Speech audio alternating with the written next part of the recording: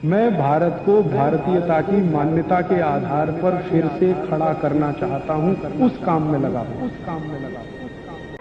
जो हो रहा है अच्छा हो रहा है, आगे होगा और भी अच्छा होगा। तुम क्यों व्यर्थ चिंता करते हो? तुम क्या लाए थे, क्या ले जाने वाले हो? ये दूसरा रास्ता है। हाँ, और इस रास्ते पर हमको भटकाने वाले 10-20 नहीं है, सैकड़ों लोग हैं। रोज आते हैं और माला पकड़ा देते हैं कि राम राम राम राम, राधे राधे राधे राधे, राम राम राम राम, राधे राधे, बस यही करो, देश तो ठीक हो जाएगा।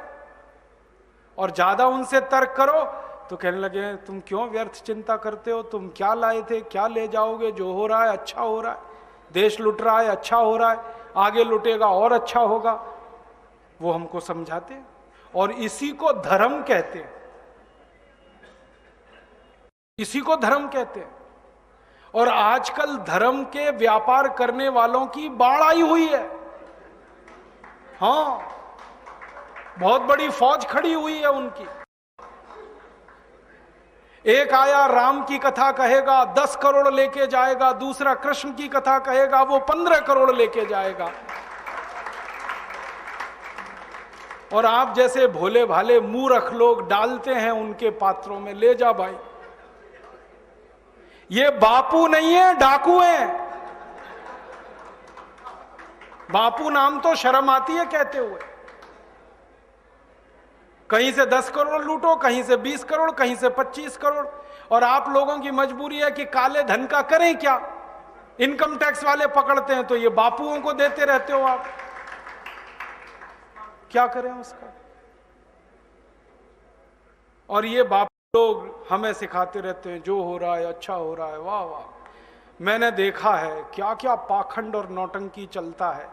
भगवान राम की कथा कहने आते और भगवान राम की जिंदगी के वो प्रसंग कभी नहीं सुनाते जो हम में वीरता पैदा करें, जो साहस पैदा करें। राम की जिंदगी में बहुत सारा हिस्सा साहस का है, वीरता का है।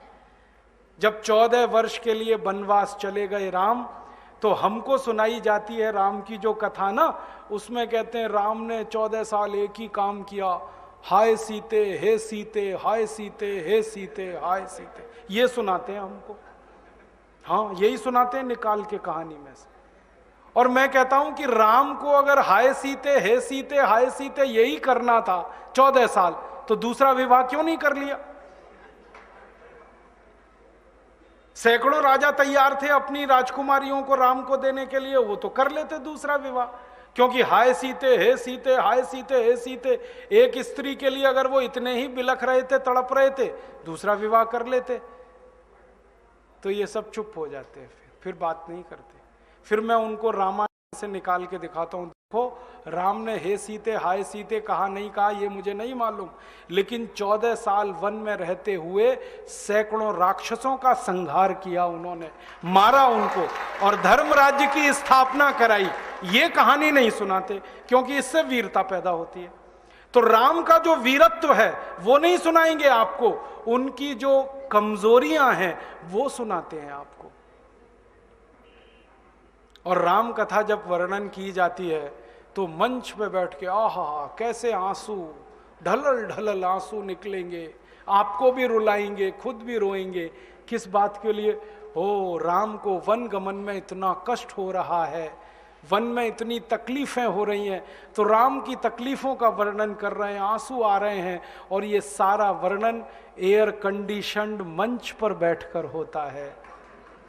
अपने को तकलीफ नहीं होनी चाहिए, राम की तकलीफों का वर्णन कर।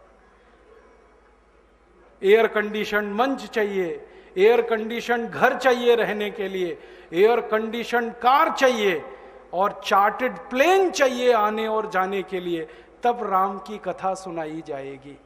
जो राम जिंदगी भर पैदल चलते रहे, जिन्होंने अपना रथ भी छोड़ दिया था अयोध्या से निकलते समय, वो राम ने जिंदगी भर पैदल चल के काम किया और यहां एयर कंडीशन कारों में घूम घूम कर, चार्टर्ड प्लेन में घूम घूम कर राम की कथा सुनाते हैं। वो कथा वथा नहीं है, वो उद्योग है, व्यापार है। बिना टैक्स का। और मुझे बहुत शर्म है ये कहते हुए, समय आने पर प्रमाण से बात करूंगा कि राम कथा कहने वाले ब्लैक मनी को व्हाइट मनी करने के काम में लगे हुए एजेंट हैं, और इससे ज्यादा कुछ नहीं है। और मुझे इससे भी बड़ी शर्म आती है कहते हुए कि आप जो उनको दे रहे हैं दान के रूप में, वो पैसा ब्याज पर उठा रहे हैं वो दूसरे लोगों को, और आपके दिए हुए पैसे से धंधा बना रहे हैं अपना। फिर ऐसे ही कृष्ण की कथा कहने वाले आ जाते हैं, कहते राधे राधे राधे राधे राधे राधे, और कुछ कहो ही मत, राधे राधे। कंस को मारा, जरासंध को मारा, शिशुपाल को मारा, अधर्मियों को मारा, ये सब थोड़े में, राधे राधे राधे राधे बड़े में। हाँ, क्योंकि आपको कायर बनाना है ना, निर्वीर बनाना है, नपुंसक बनाना है, तो वीरता की कहानी क्यों सुनानी है? तो चुन चुन कर ऐसी कहानियां सुनाते हैं। और मैं आपको बहुत गंभीर बात कह रहा हूं कि ये सारे हमारे देश में जो पाखंडी लोग हैं ना, राम और कृष्ण की कथा कहने वाले, ये सरकारों के साथ मिले हुए हैं, क्योंकि सरकारों ने इनको एक कान में मंत्र फूंका है, तुम लोगों का ध्यान इस तरफ भटकाते रहो ताकि कोई महंगाई के खिलाफ लड़े, गरीबी के खिलाफ न लड़े, बेरोजगारी के खिलाफ न लड़े, अत्याचार के खिलाफ न लड़े, वो डूबा रहे राधे राधे राधे राधे राम राम राम राम, बस इसी में। और समझाते रहो, तुम क्या लाए थे, तुम क्या ले जाओगे, क्यों व्यर्थ चिंता करते हो, जो हो रहा है अच्छा हो रहा है, आगे होगा और भी अच्छा होगा। एक रास्ता ये है।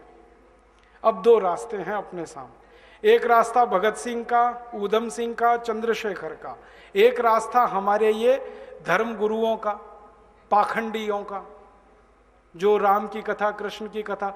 मुझे बहुत ऑफर आए हैं, मैं आपको दिल का दर्द बता रहा हूं, सच में कह रहा हूं, आपसे नाम नहीं लेता।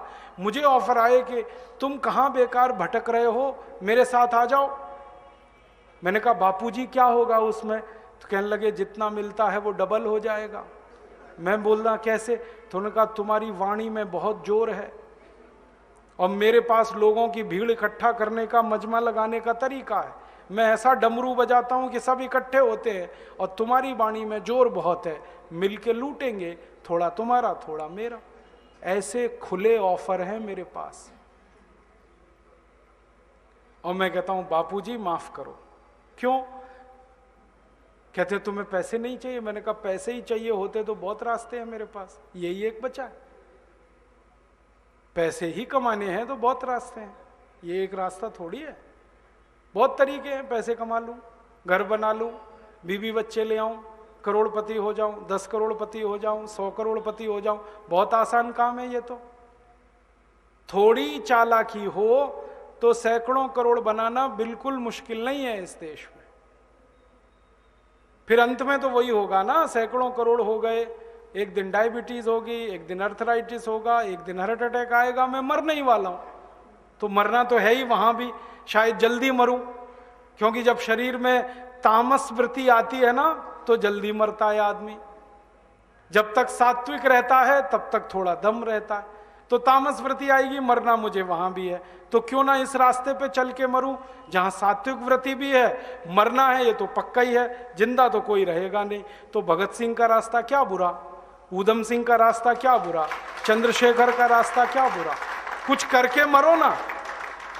मरेंगे ये सब भी, साधु संत पाखंडी, राम की कथा सुनाते सुनाते हार्ट अटैक आएगा, मरेंगे वो भी। डायबिटीज सबको हो रखी है, मैंने देखा है नजदीक से जाके, सब इंसुलिन लगाते हैं, खाते हैं गोलियां, अपनी डायबिटीज नहीं मिटा पाते, दूसरों को उपदेश देते फिरते। ब्लड प्रेशर सबको बढ़ा हुआ है, क्योंकि ये जो काला धन है ना, इसका हिसाब किताब करने में बीपी ही बढ़ने वाला है। सब बीपी की गोलियां खाते हैं, सब डायबिटीज के लिए शिकार हैं, तो दूसरों को उपदेश देंगे तो मैं भी लग जाऊं, वो एक रास्ता है। एक रास्ता भगत सिंह, ऊधम सिंह, चंद्रशेखर का भी है।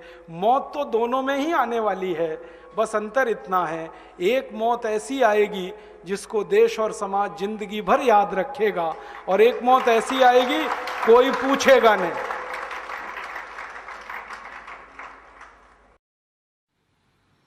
दोस्तों सबसे पहले तो चैनल सब्सक्राइब करें, फिर लाइक, कमेंट और शेयर करें। और हाँ, हमारा एंड्रॉयड ऐप डाउनलोड करना ना भूलें।